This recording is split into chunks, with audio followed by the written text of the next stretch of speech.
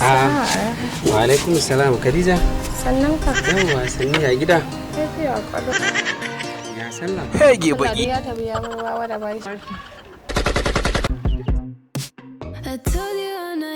Wawa da bashi? To waye wawan kenan? To ni ne nace dan nace sallah ta tafi ta bar wawa. A wato ni ne wawan ma kenan. Ya za ki gaya mun ni wawa kai kake rena mu hankali mana.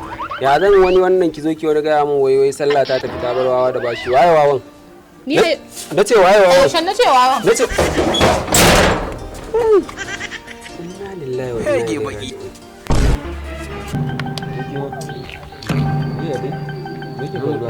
Lafiya kallon da Allah ni ko kwana biyu na kwata ba na gane ma wanda ke faruwa ne. ina cikin damuwa ne abokina.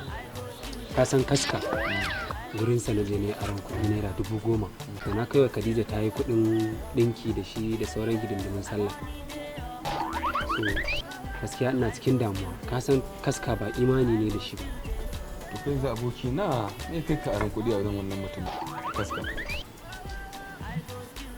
Wannan mutum ai ba shi da kirki. Mutumin da ya shiga masallaci ya sa yaransa duk suka tatar ƙofuru. Kai har tsofaffin naka sa ka dinga sassara shi. Me kai ka?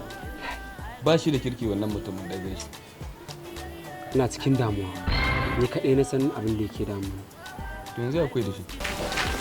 Alhamdulillah. Damun Hausa sun ce rana dubu taɓa dawo na ita mai kaya. Wallahi haka ne. Ka gama guje wajen naka? Na yi haƙuri dan Allah. Dan girman Allah kaska kai haƙuri. Zan biya ka kuɗin ka gobe Allah da dan Allah kai haƙuri. Dan Allah dan Allah. Dan Allah ina bai so abu ba.